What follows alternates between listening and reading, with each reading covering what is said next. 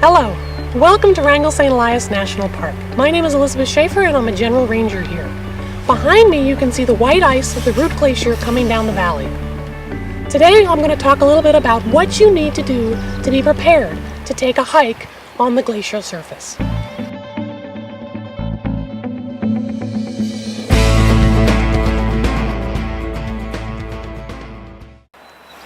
You should have some basic things in your backpack before heading out. Always carry multiple layers for changing temperatures. You should have a rain jacket for a wind layer or rain. Another important piece of gear would be gloves for your hands. Gloves will protect you not only from the cold, but in case you trip and fall on the rough surface of the glacier to protect your hand from injury.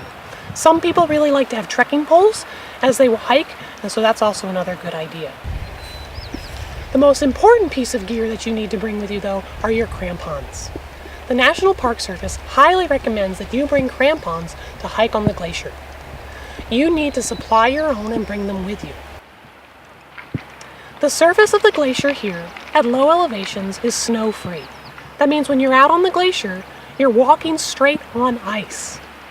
Crampons will help you get a good purchase into the ice surface to make sure that you do not slip or fall as you are traversing and route finding your ways up and down the valleys on the surface of the ice. When hiking on the glacier, you will find the surface of the ice, particularly after a row of sunny days, to be almost styrofoam-like in its consistency. It'll be crumbly and easy to get a purchase in with your crampons. If you're out there right after a hard rain, you'll find that the ice is a hard blue and it's much harder to stick your crampons into and is a lot more slick. Now we got our crampons out. We want to make sure we got the left foot and right foot set up correctly. You're going to put your heel in, then your toe in, and wrap the toe piece around your foot and your heel up. You're going to take the webbing, which should be on the outside of your foot,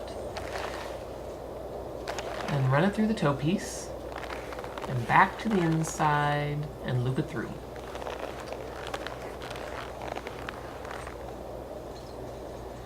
You're now going to take the webbing across your instep and back over to your buckle, which is on the outside of your foot. My crampon has a double D-ring, so you're going to bring it through both Ds, snug it up, then I'm going to weave it back through one D.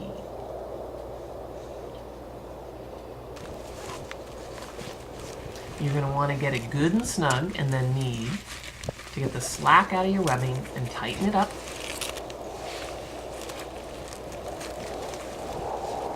Now you've got this long tail, you want to make sure it is tucked in well so that you don't have a tripping hazard while you're out on the ice.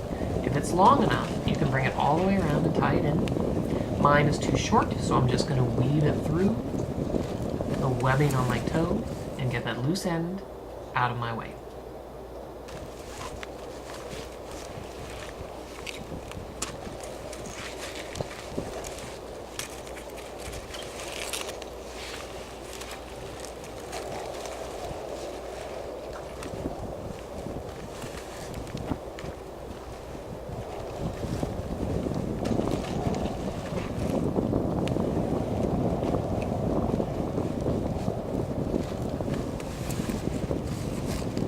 Now that foot feels good, put the second one on. Alright, so we've got our crampons on now, and we're all ready to go. Everybody's got their gloves. When you're hiking on the glacier, it's easy to trip. And so wearing your gloves is good for the cold, but good for if you end up landing on this nasty ice and you don't want to cut your hands up. So gloves are good for that. We've got trekking poles, if that makes you feel more comfortable. They can help keep you stable, keep you from tripping. And I talk about tripping, you're like, I'm not gonna trip. Oh, you might. You have crampons on your feet. You've just added 1.5 inches of spikes on the bottom of your foot. So your first things you need to remember is you're gonna have to pick your foot up higher when you walk than you might normally. When I walk, I tend to drag my heels. Some people drag their toes. You're gonna have to be conscious of lifting your feet up so that you don't catch the points. You're also gonna be conscious of not walking too close together, because if you walk with your feet right next to each other, you've got a big chance of hooking your pants or your straps or something. So you want to consciously have your feet wider apart. You're gonna model that. Walking with your knees up, so you're, and we're exaggerating now, and it'll be more natural as we get going. While walking on the glacier, there's some techniques to help you have a better time. You want to make sure that you're walking with your feet wide apart so that you do not trip yourself by catching your crampon spikes into your pant legs. You also want to make sure that you lift your feet up high enough off the ground so that you aren't catching your spikes on the ice surface as you're walking. When you're heading up a hill, it is best to walk in a duck walk fashion, having your feet turned out, feet wide apart, and walking up the hill in small steps, kind of like a duck would.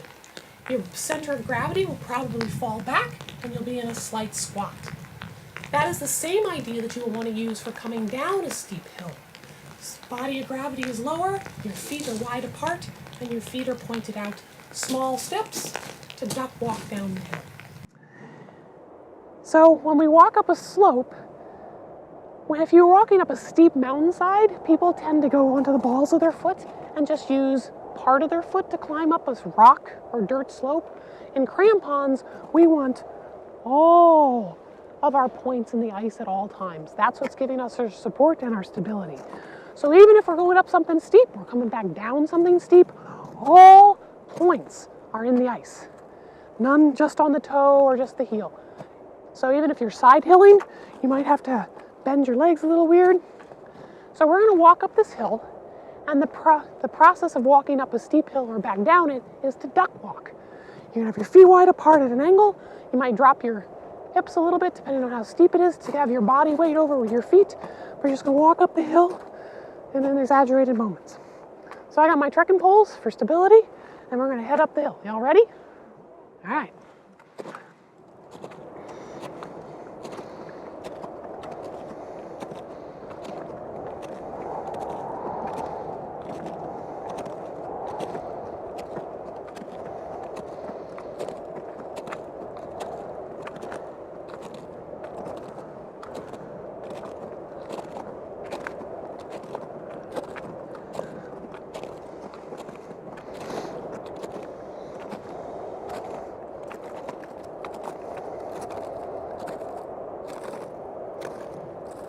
Feel good?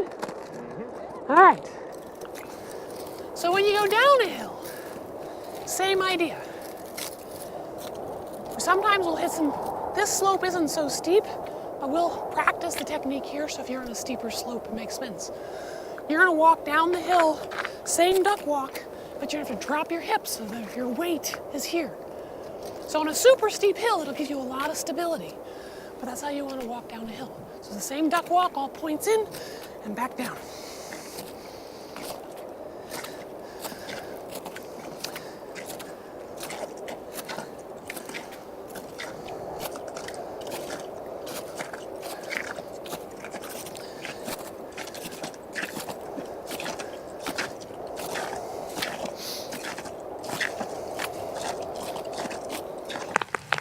While traveling on the glacier, it's important to remember to only do one thing at a time. There is no multitasking on the glacier. We're not taking pictures and walking. We're not drinking out of our water bottles and walking. No multitasking. It's easy to trip. So if you're walking, you're paying attention to what you're doing. If you need to drink some water, you want to take a picture, you're going to stop. You're going to take your picture, then you put it in your pocket, and then you're going to walk. So no multitasking on the glacier, okay? Awesome. You want to be careful of the features that are out there on the ice. There are crevasses, moulins, and steep-sided walls and valleys. You need to be careful by picking up your feet so that you do not trip, staying away from steep edges, and if you want to get close to take a look at things, be very conscientious of what you are doing. Give yourself plenty of distance, be conscious of your body weight and how you're placing your feet. So when we're traveling out on this glacier, the Root Glacier, in the summertime, all the snow is melted off the surface, so we can see the obstacles, we can see our dangers, and we can see the safe path to go. Obviously, there's a lot of really cool features out here on the ice, like the Moulin behind us. That's fun to get close and take a look at, but you gotta be thinking about it, and you gotta be safe. You've got the crampons on your feet, which if they're new to you, make you more likely to stumble and fall, so you don't obviously want to stumble near a big hole or crevasse. All right, you want to stumble somewhere where you can fall and pick yourself up. So when we go near a feature, a wall, a crevasse, or Moulin that you want to get a better look at, you got to think about your body balance. Is this your best way to balance? No. No, because both your feet are right here and you're top heavy. So when you go close to the edge of something, you want to have 1 foot back, 1 foot forward, and you can lean over, take a look, step back, and walk away. When we go up close to a feature like this, I want 1 person at a time, not a crowd, so we're not bumping each other, and you're paying attention to what you're doing. Okay? So we can take turns.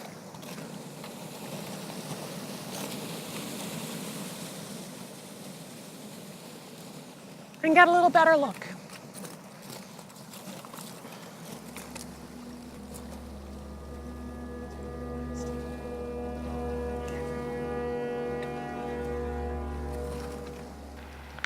Taking a hike out to the Root Glacier is often people's highlight when they come to visit the Wrangell St. Elias National Park.